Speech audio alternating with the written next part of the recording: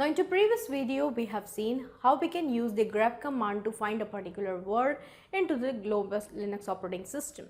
Now if I want to find a particular file, for example, if I am using a particular service and I want to check where the service files are located and I don't know the service file name, I can just give the command and I can check what are the files which are dependent on this particular service or which the services are dependent on which particular files and where they are located. I can use find and filter commands. Let us check how you can use find and filter commands and what are the commands we generally use it. So for the commands, we have very first called as a whereis. Now if suppose I want to find a file and I want to see where this file is located, I can give the command whereis. So it will check the file, the binary files, the source files as well as the manual pages for these files. So wherever that particular file name is located, it will show me all the entries of those particular files, wherever the services are running on that name, where the files are located on that name as well as the binary files which are used for that particular file.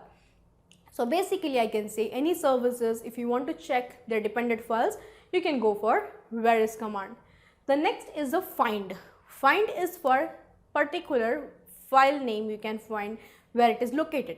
But when you are using the file name, so file name will be searching the complete file into a particular location where you are going to define this find command. So we can say it is not a global search, but it is a search from where you need to define the destination where you want to search your file. So you can find the file by the name or by the extension into that particular destination. Now if I am talking about the whereis parameters, into whereis we also have different parameters which we can specify while defining the command. -b we can use along with the whereis so that we can check for the binary files. We can use -m for only the manual section or the manual pages of those particular service or the file. We can use -s for looking at the source of the file or source of the command which we have run. -u unusual entries of those particular file name. -B we can use to search where the binary files are located and what are the limited places where we generally store our binary files. Then -M we can use for searching for your manual sections where generally you store your manual files. -S we can use for looking out the limited sources where we can keep our files. So these are the parameters which we use with the whereis. There are again more parameters which we can check by using the man commands. Again for find commands we also have some parameters which is generally we can use while you are creating or finding a particular file into a particular destination. We can use -1 which is a by default. If you do not define any parameters, it will take by default -1 which will be the filter or we can say search for a file with the file's first name. So if you have a file with multiple words, like for example I give important data, that is a directory name. So important and data. So first file is the name is important, the second word is data. So if I don't define anything, by default it will check for the first name of a file. Then -2 parameter we can define which will check the first name first and then the file system type. Which kind of file system do you have? Like for example, I want to search for all the documents or all the documents which is having a particular DOSC extensions or all the document which is having JPG extensions. So we can define the extensions or the file system of the file as well. -3 again we can use which find the file automatically and reorders and search based on the resources or likelihood of the success. We can say it will check for each and every resources or each and every sources where generally we can get this particular file. So automatically it will set the destination of your file where you can find it. Then we have maximum depth, like what are the subdirectories you have. For example, I have created a subdirectories which is at 5th level of my parent directory. First, second, third, fourth and fifth. So 5th is my 5th level of my subdirectory into all the parent directories. We can also set the limit because I know either my file is located into the first 3 subdirectories or not. If it is into the first 3 subdirectories, I can set a limit for those paths. So what it will do while finding the file, it won't go into the depth, but in spite of that, it will find those particular directory only in the first 3 subdirectories. That the limit we can define for the subdirectories. Then we have iname. You can also check with the file name with a case sensitive. So if I do not want to search my file without a case sensitive, I can directly go for -i name, because whenever the find command works, and all we know that Linux contains all these case sensitive data. So here if I want to exclude that, because I don't remember the file name which I have created, whether it is in capital case or it is in small case, I can give -i name. So the case sensitive won't be happening over here. Then we have -not. So if suppose I have created a file and the result of the file does not match the text which I have added, so I can go for -not. Then -type f. We can search for a particular file, so we can go for type f. Then if I want to check for the directories, I can give type -d for finding out the directories. So these are the parameters we generally have for finding a particular file, as well as to check where this particular servers or files are located into different locations by using the whereas. So let us check how we can use this whereas and find commands into our terminal. So we can use the find command to file a directory or a file into the same current directory. With the name we can define what the name you require or which name of the file directory you require. So for example, I'm searching for fruits, whether do you have fruits over here, so it's showing you we have fruits located over here, right?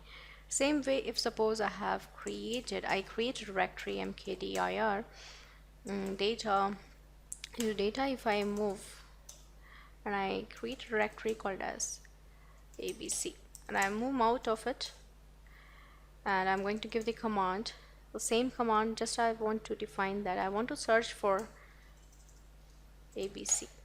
So it's showing me this is contained in data and then the ABC. Now for example, I'm on the home directory and I want to search in which directory I have located my file or directory. I do not know the exact path. We can search with find command. So you can check the ABC was created into the data and it found it over here, right? Same way, if I want to check a particular file which is completely empty, so I can check for example, I'm going to create a touch file right now, touch empty1. Okay, so I want to search for the test file which is completely empty. So find that, and we need to define the type of your file,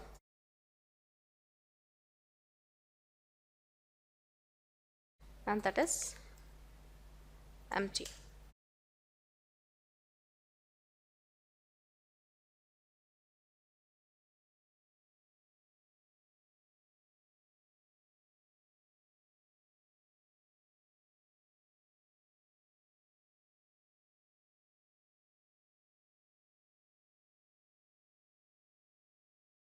So it should show me the current type of your file, that is empty.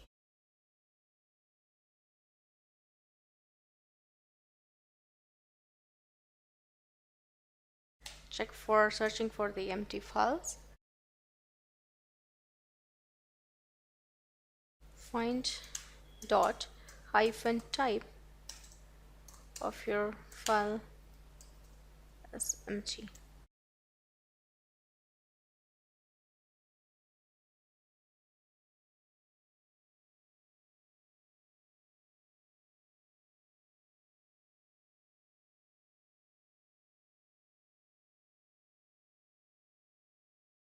Okay, so we just need to define hyphen empty. So it will show you all the files which are by default empty right now. So this is the file which is empty, which doesn't contain anything. File 2 doesn't contain anything, which is again located here. So we can check for file 2, it doesn't contain anything. We can check for the type of the file, which is again doesn't contain anything.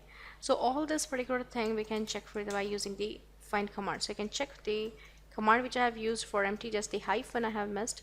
So you can check into the parameters, like how we can use it. So I've used like the find into the current directory, the type of is your file, and that should be empty. So this is how it shows you. Same way we can also check for the files which we have modified one day prior, right? So we can also check into the this current location, and I want that this particular file was created by the user called as trainer itself, and I want to check for minimum time of this particular file, that is 1 day. So I can check by this. So it will show me all the files which was created 1 day ago. There are a number of files we have. Same way we can also export those particular files into the minimum time of the day, number of days we generally have defined, like 7 days ago. So it will show me all the time, file which we have created 7 days ago, but we haven't installed the machine 7 days ago. That's the reason it's not showing me anything. So the last machine which I have created, that was yesterday, so I can also define the 1 day ago itself. So these are the files generally which we have. So this is how we can generally find a file as per the time. Okay, just you need to define the time and the user who has created it. If you want, you can, otherwise it is optional again. Same way, if I want to find all the files which is having an extension as JPEG. So we do not have any file as such, but still if I want to find it, I can also define it by using JPG. It's showing you there is no such file or directory into the content. Okay, so this is how generally we use the find command, but here important is your whereis command. Now for example, I want to get the documents for configuring a particular service. I want to check where the services are located, where the services, on which services they are dependent on, so we can use it. Like for example, I want to check the services for who, so I'll just use whereis who. So it is showing me the who command has the file located at usr bin usr share man manual pages we have, that is for who, and that is our gz file. And again we have for the share man1 who 1p.gz file. So these are the location of your who command. Same way, if I want to check for my cat command, I can also check for my cat command. So whereis cat, which will be very helpful for you for if you are going for any particular services and you want to check where their files are located. So generally, like if I'm configuring a particular server, so basically what happens, your sample file of configuring those servers get located into the USR share itself. So you can get the complete path from there, and you can copy your sample file and pre-configure your complete service. So this is how we generally search, by using your find command and whereis command. So whereis command can locate your dependent files or the file with the same name wherever it is located, and find command is on a particular location you can find for.